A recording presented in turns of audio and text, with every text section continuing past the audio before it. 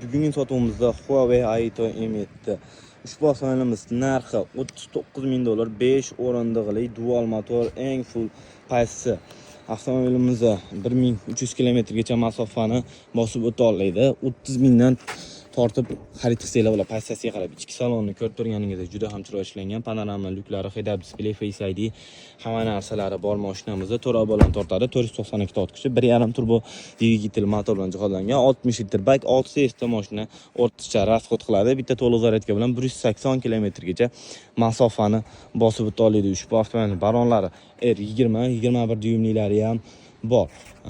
Zaryadlovchi qismi beri tomonda benzin joyi, bagajlar elektronika, jilada pilisoska. Undan tashqari avtomobilimizda parogi bor va parogi yo'q variantlari ham bor. Bunda hozir parogi yo'q. Shuni hisoblang, narxi $39,000.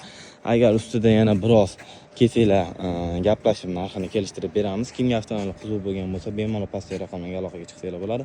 Kanalimizga podpiska, like bosishni esdan chiqmasin.